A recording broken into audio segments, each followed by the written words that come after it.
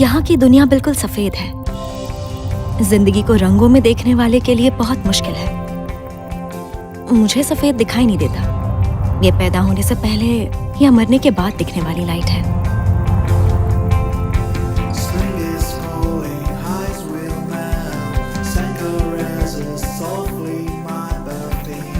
मैं दोबारा जन्म ले रही हूँ या मर रही हूँ? मैं तो पलेरमो में जीने के लिए आई थी, लेकिन आते ही एहसास हुआ कि यहाँ मौत का खतरा ज्यादा है। सबसे पहले तो गर्मी से,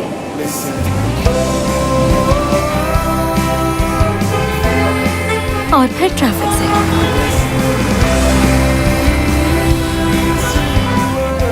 और फिर सबसे आखिर में यहाँ की सरकारी दफ्तरों से। तो बोलिए, आपकी क्या मदद कर सकती हूँ? चिड़चिड़ापन। माफ कीजिए, मैं वियोला विताले हूँ और मैं पेरिस से आई हूँ। ओह, जलन। लेकिन पलेरमो पेरिस से काफी बेहतर शहर है। जरा ये देखिए, मुझे इस बीटल कार के मालिक का पता लगाना है। ये फॉर्म भर के आप काउंटर नंबर 3B पर दे दीजिए। हम आपको खबर कर देंगे। प्लीज इसे देखिए। दरअसल ये आदमी मेरे डैड हैं। मेरे पास उनकी सिर्फ यही एक फोटो है। एक्चुअली ये फोटो मेरे पैदा होने से पहले की है। जिंदगी और मौत का सवाल है। इंटरेस्ट नहीं है। देखिए, मैं आपकी बात समझ गई। फॉर्म भर दीजिए। Good bye. नहीं, मौत की बात करना झूठ नहीं था। मेरे ठीक होने के लिए डैड का मिलना बहुत जरूरी है। इसलिए मैं यहाँ आई हूँ, पलेरमो में। ये शहर आपको घेर लेता है अपनी आवाज से, रंगों से और स्मेल से। यहाँ के लोगों के इमोशंस आप पर ना चाहते हुए भी असर डालने लगते हैं। ये फ्रेश लग रहा है। नहीं, अरे यहाँ कुछ और स्वादिष्ट खाना है। मौसम भी सही है। सब्जियाँ कैसी थी आपने? ताज़ी है ना? ये देखो, हटिए। मुझे ये दो मछलियाँ दे दीजिए। चाय, गर्मा गर्म चाय, हाँ, अच्छे से साफ कर दीजिए। गर्म चाय। फ्रेश सामान दो। हेलो, हाँ, तुम कहाँ हो? इस तरह के शहर में कुछ भी हो सकता है। हाँ, मैं आ रहा हूँ। किसी को बताना मत, ओके?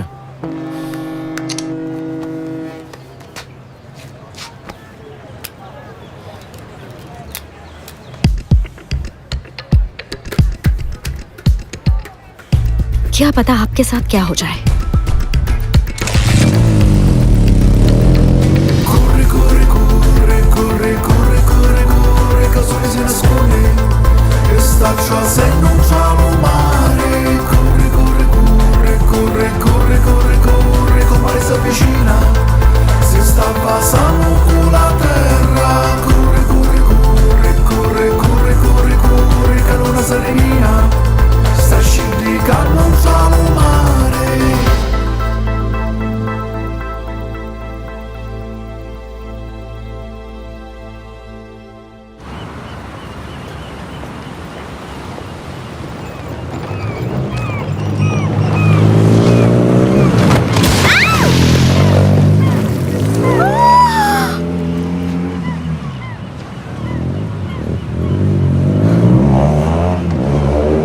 बेवकूफ गधा कहीं का, वो जरूर कोई मुजरिम होगा जो इस तरह बाइक चला रहा था।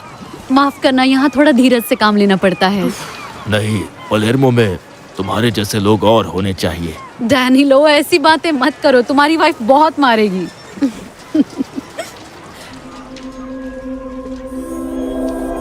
खुशी। ऐसे लोग जो अंदर और बाहर से मुस्कुराते हो, मुझे पसंद है। मैं हूँ वायोला। सिल्विया, पूछ सकती हूँ पलेरमो में वापस कैसे आना हुआ? पेरिस में जिंदगी ने मेरे साथ एक घिनौना मजाक किया, तो जीने का बहाना ढूंढते ढूंढते मैं यहाँ चली आई। मैंने भी जीने के लिए बहाना ढूंढ निकाला। ये कैफे खोल दिया। तुम्हें भी मिल जाएगा, मुझे यकीन है। फ्योरेला, इनको कैपेचिनो देना। आई एम सॉरी, ये बहुत गर्म था। आपको कहीं नहीं, अब मैं चलती हूँ। मैं इसे देख लूंगी। तुम अंदर जाकर उस लड़की की मदद करो, ठीक है? आइए।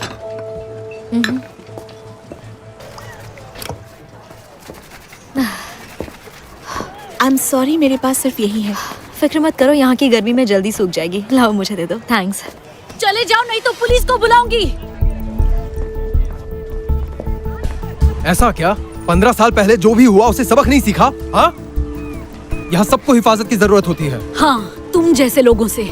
चले जाओ और दोबारा शक्ल मत दिखाना। I will be back. सब ठीक तो है ना?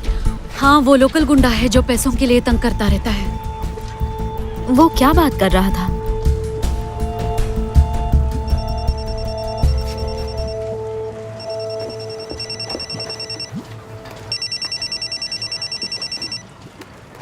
Oh hello madam director. Director मतलब डायरेक्टर। हाँ नहीं, कोई नहीं चाहता कि नौकरी के पहले ही दिन निकाला जाए। जी बिल्कुल, ऑफिस के ठीक सामने वाले कैफे में ही छोटा सा एक्सीडेंट हो गया था। और हेलो,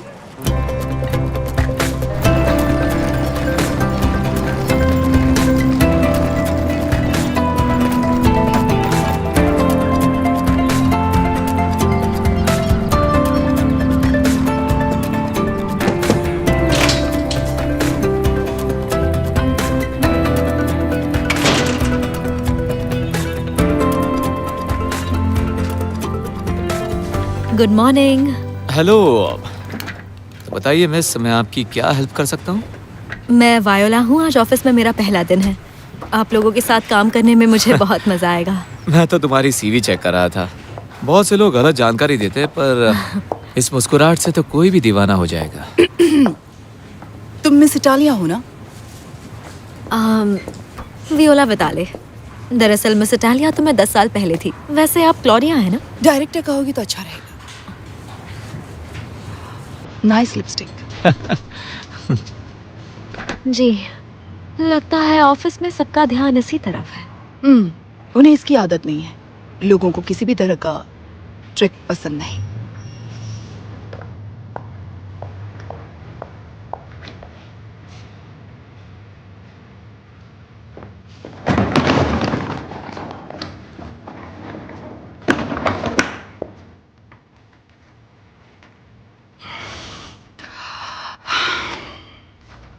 बड़े फैशन हाउसेस के लिए मार्केटिंग, लग्जरी ब्रांड्स के लिए प्रेस ऑफिस। यूनिवर्सिटी में मैंने मार्केटिंग ही पढ़ी है, लेकिन फिर मैंने फैशन जर्नलिज्म में अपनी किस्मत आजमाई। पहले मिलान में, फिर पेरिस में। मतलब किसी न्यूज़पेपर के न्यूज़ रूम में जाना नहीं हुआ है ना? जब मैं प्रेस ऑफिस में थी तब मैं फैशन पेपर के लिए भी काम करती थी। ज्यादा एक्सपीरियंस तो नहीं है, लेकिन मिस इटालिया बनने से पहले रिपोर्टर ही बनना चाहती थी। सच की खोज करना अच्छा लगता है, और क्योंकि मुझे पलेर्मो में ही रहना है तो मैंने। सुनो, सॉरी, तुम्हें सरकारी बजट या फिर पुलिस रिपोर्ट्स वगैरह पढ़ना आता है?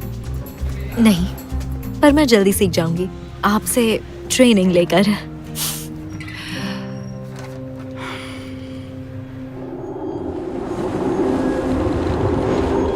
अच्छा, नीचा दिखाना या फिर मैनुअल पढ़ लूंगी। सुनो मिस इटालिया, ये बहुत ही सीरियस न्यूज़पेपर है। हम छानबीन करते हैं, समझाने के लिए नहीं बैठे। जानती हो यहाँ तक पहुँचने के लिए मैंने कितनी मेहनत की है और मेरे साथ क्या क्या हुआ है। मैं समझ सकती हूँ। नहीं, तुम नहीं समझ सकती। टांगे दिखाना और ये लिपस्टिक, लगता है एडिटोरियल ग्रुप में तुम्हारी काफी ऊपर तक जान पहचान है। यकीन मानिए ऐसा कुछ भी नहीं है। पिनिका से मिलो और पहले असाइनमेंट पर जाओ, लेकिन कोई गड़बड़ नहीं। ओके।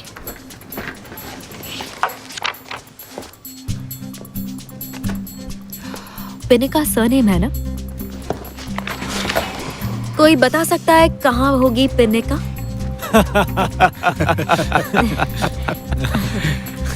मुझे भी बता दो, मैं भी हंस लूंगी। अगर बता दिया तो मजाक खत्म हो जाएगा।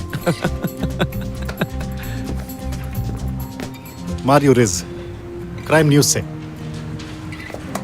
Viola Vitale, nice to meet you. चलो, इनकी परवाह मत करो, सबके साथ ऐसा ही होता है। हम जर्नलिस्ट्स हैं, हमारी आदतें ऐसी हैं। तमारा शायद तुम समझ गई होगी कि सिसिली में नींद को पिनिका कहते हैं। यहाँ काम करने के लिए गुड लक।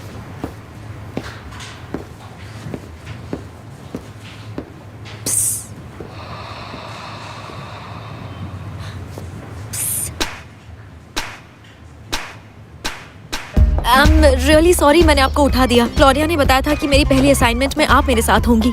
मैं इस काम के लिए बहुत एक्साइटेड हूँ। जरा 1 मिनट रुकेंगी प्लीज? नहीं रुक रही, कोई बात नहीं। वैसे आपके साथ मिलकर काम करने में मजा आएगा। मैं बस अभी पहली आई बात, हूँ। मुझे ज्यादा बोलने वाले लोग पसंद नहीं। दूसरी, तुम्हारे साथ काम करके अच्छा नहीं लगा क्योंकि मैं काम करना ही नहीं चाहती। और तीसरी, मेरे स्कूटर पे कोई इंसान नहीं बैठ सकता।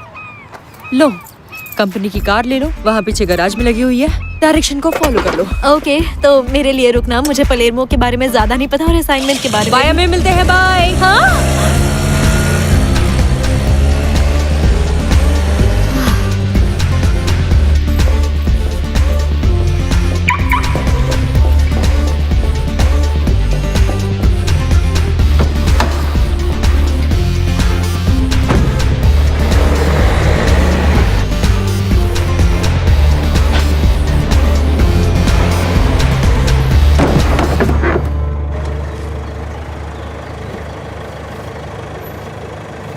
ओह, अब क्या हो गया?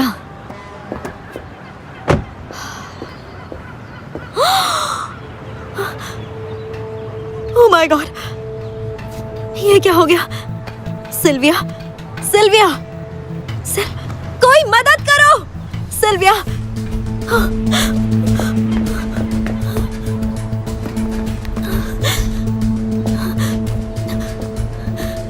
हेलो, प्लीज जल्दी से यहाँ एक एम्बुलेंस भेज दीजिए। ये इमरजेंसी है, जल्दी कीजिए।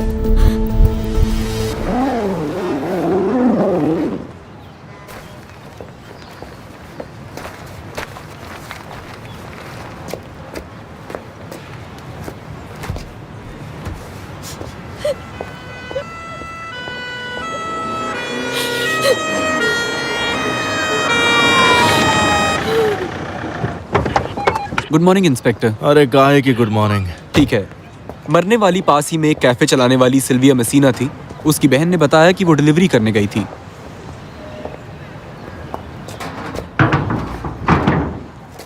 पर क्यों?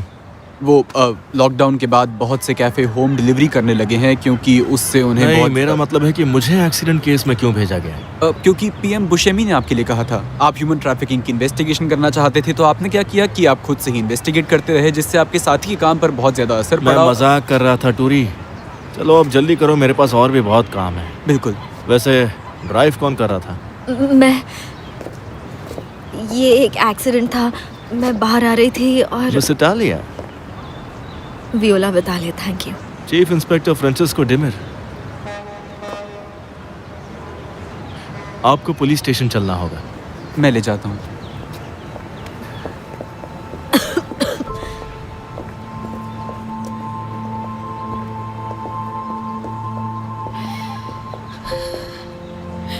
आई एम सॉरी,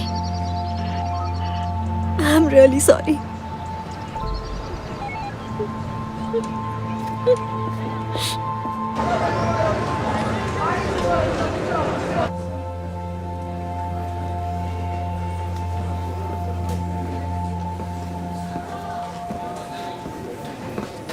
अच्छी बात यह है कि आपका अल्कोहल टेस्ट नेगेटिव आया है, लेकिन ड्रग टेस्ट का रिजल्ट आना अब भी बाकी है।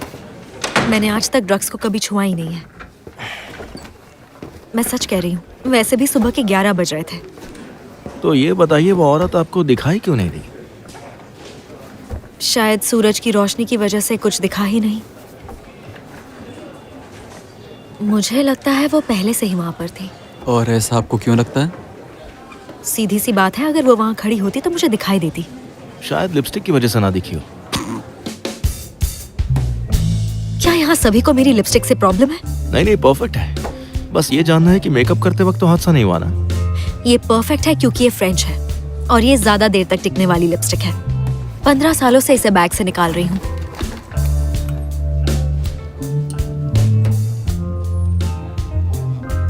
अपने होठों पर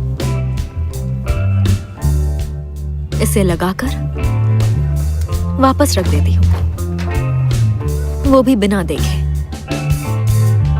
शीशे की भी जरूरत नहीं होती।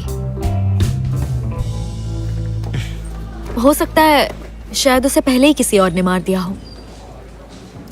सुबह मैंने कैफे पर इन्हें किसी के साथ लड़ते हुए देखा था, शायद वही हो। देखिए मिस, आपने टक्कर मारी। अगर वो आदमी आपके साथ कार में नहीं था तो उसका सिल्विया मेसिना की मौत से कोई लेना देना नहीं है। ओके, तो बताइए मैं क्या करूं? मान लीजिए कि आपका ड्रग टेस्ट नेगेटिव आता है, तो कोई और वजह या हालात ना होने की वजह से कत्ल का केस चलेगा। कत्ल का केस चलेगा?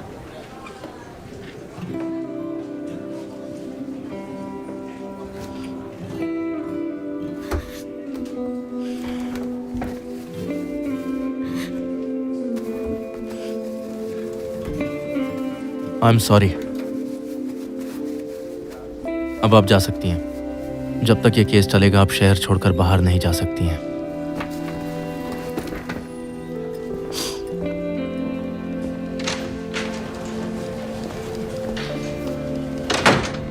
मैं ना इन्हें घर छोड़ा था। जरूरत नहीं है। मानना पड़ेगा मिस इटालिया, आपने वाकई कमाल कर दिया। जॉब के पहले ही दिन कत्ल का इल्जाम लग गया। मैंने कहा था ना कोई गड़बड़ नहीं होनी चाहिए। आई एम सॉरी, पर जैसा आप सोच रही हैं वैसा कुछ भी नहीं। अच्छा होगा कि तुम दोबारा यहाँ लौट कर ना आओ।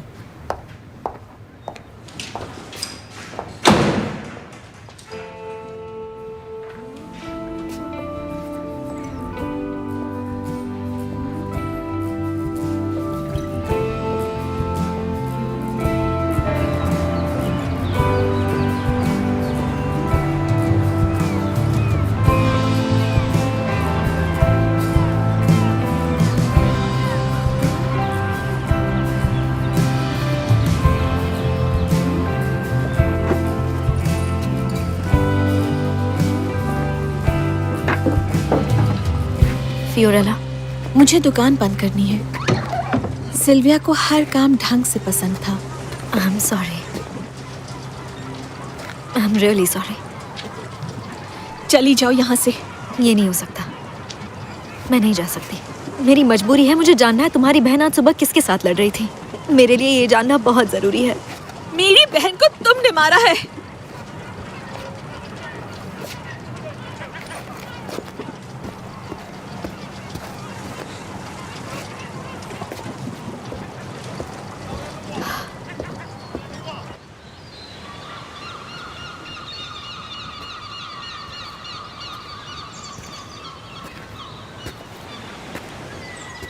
बैठ जाऊं?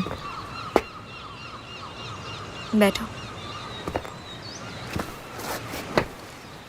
सिल्विया की मौत पर आर्टिकल लिख रहे हो और मेरा इंटरव्यू करना चाहते हो, है ना?